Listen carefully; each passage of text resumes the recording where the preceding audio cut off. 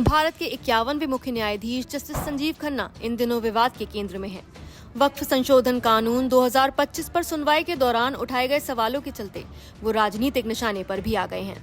BJP सांसद निशिकांत दुबे ने तो उन पर देश में गृहयुद्ध भड़काने तक का आरोप लगा दिया। दुबे ने यहाँ तक कह दिया कि अगर कानून सुप्रीम कोर्ट को ही बनाना है तो संसद भवन को बंद कर देना चाहिए।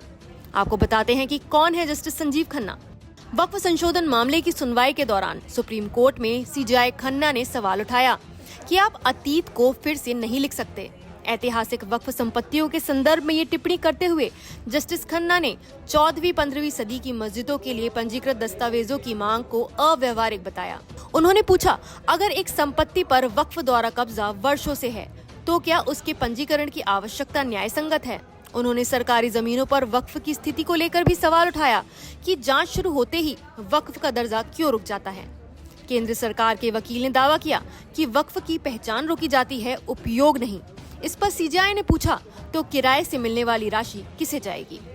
उन्होंने वक्फ परिषद में मुस्लिम बहुलता पर भी सवाल उठाया। उन्होंने कहा, जब ये संस्था मुस्लिम धार्मिक संपत्तियों का संचालन करती है तो उनमें बहुमत मुसलमान क्यों नहीं। जब केंद्र की ओर से ये तर्क दिया गया कि ये परिषद अब अधिक प्रतिनिधित्व और समावेश के साथ कार्य कर रही है, तब सीजेआई ने चुटकी ली। उन्होंने कहा, तो क्या अब आप हिंदू एंडोनमेंट बोर्ड्स में मुसलमानों को भी शामिल करेंगे। सीजेआई खन्ना ने कई ऐतिहासिक फैसलों में अहम भूमिका निभाई है, जैसे कि एडीआर बनाम चुनाव आयोग 2024 मामले में उन्होंने वीवीपैट से 100% वोट मिलान की मांग को खारिज किया। उन्होंने अपने जजमेंट में साफ किया कि ईवीएम प्रणाली तेज, निष्पक्ष और पारदर्शी चुनाव सुनिश्चित करती है। वहीं इलेक्टोरल बॉन्ड योजना को 2024 में असंवैधानिक बताते हुए उन्होंने दानदाताओं की गोपनीयता को सार्वजनिक सूचना के अधिकार से नीचे माना। इस केस में माना गया कि प्रतिशोध या उत्पीड़न की आशंका संविधान विरोधी योजना को जायज नहीं ठहरा सकती। 2023 में अनुच्छेद 370 की वैधता पर फैसला सुनाते हुए उन्होंने अनुच्छेद 370 को असमान संघवाद का हिस्सा बताया, संप्रभुता नहीं। साथ ही ये माना कि इसके हटने से संघीय ढांचे का उल्लंघन नहीं हुआ है। शिल्पा शैलेश बनाम वरुण श्रीनिवास 2023 के मामले में ये माना कि सुप्रीम कोर्ट को अनुच्छेद 142 के तहत सीधे तलाक देने का अधिकार है। कोर्ट ने कहा कि अवापसी योग्य विवाह विच्छेद पर न्यायालय पूर्ण न्याय कर सकता है। 2019 के सीपीआईओ बनाम सुभाष चंद्र अग्रवाल यानी आरटीआई फैसले में कोर्ट द्वारा मुख्य न्यायाधीश का कार्यालय आरटीआई के अधीन लाया गया। कोर्ट ने माना कि न्यायिक स्वतंत्रता और सूचना का अधिकार विरोधी नहीं है।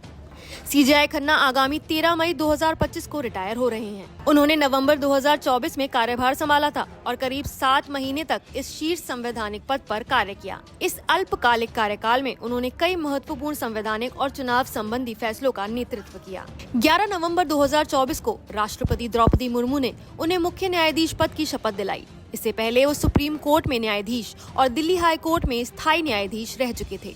वे राष्ट्रीय विधिक सेवा प्राधिकरण यानी नालसा के पदेन संरक्षक और national law school of India university यानी NLSIU के डिफैक्टो कुलपति भी बने। 14 मई 1960 को नई दिल्ली में जन्मे जस्टिस खन्ना एक कानूनविद परिवार से हैं। उनके पिता देवराज खन्ना दिल्ली हाई कोर्ट के न्यायाधीश थे और उनके चाचा न्यायमूर्ति हंसराज खन्ना सुप्रीम कोर्ट के उस ऐतिहासिक फैसले में अकेले असहमत थे जिसमें आपातकाल के दौरान मौलिक अधिकारों को निलंबित करने को गलत ठहराया। उन्होंने मॉडर्न स्कूल दिल्ली से 1977 में स्कूली शिक्षा पूरी की, फिर सेंट स्टीफेंस कॉलेज से स्नातक और दिल्ली विश्वविद्यालय के विधि संकाय यानी कैंपस लॉ सेंटर से कानून की डिग्री ली। वो सुप्रीम कोर्ट की पूर्व न्यायाधीश इंदु मल्होत्रा के बैचमेट रहे। 1983 में दिल्ली बार काउंसिल में नामांकन के बाद उन्होंने कराधान, मध्यस्थता, पर्यावरण, कंपनी और दंड कानून जैसे क्षेत्रों में विशेषज्ञता के साथ वकालत की। वो दिल्ली सरकार के लिए अपर लोक अभियोजक रहे, आयकर विभाग के लिए सीनियर स्टैंडिंग काउंसिल और 2004 में दिल्ली सरकार के सिविल मामलों के स्टैंडिंग काउंसिल बनाए गए। 25 जून 2005 को दिल्ली हाई कोर्ट के अतिरिक्त न्यायाधीश नियुक्त हुए। 20 फरवरी 2006 को स्थायी न्यायाधीश बने। 18 जनवरी 2019 को तत्कालीन मुख्य न्यायाधीश रंजन गोगोई की कोलिजियम सिफारिश पर सुप्रीम कोर्ट के न्यायाधीश बने। 2024 में वरिष्ठता के आधार पर उन्हें मुख्य न्यायाधीश DY चंद्रचूड़ द्वारा उत्तराधिकारी के रूप में नामित किया गया। जस्टिस संजीव खन्ना अपने 7 महीने के कार्यकाल में न केवल कई ऐतिहासिक निर्णयों का हिस्सा बने, बल्कि सुप्रीम कोर्ट के भविष्य की न्यायिक दिशा को भी रेखांकित किया। 13 मई 2025 को वो रिटायर हो जाएंगे, लेकिन न्यायपालिका में उनका योगदान लंबे समय तक याद रखा जाएगा। नमस्कार, मैं हूं मानक गुप्ता। अगर आपको हमारा ये वीडियो पसंद आया हो तो इसे लाइक और शेयर जरूर करें, और हाँ, हमें सब्सक्राइब और फॉलो करना ना भूलें, ताकि आप देश और दुनिया की कोई खबर मिस ना करें। तो जुड़े रहिए हमारे साथ और देखते रहिए News 24।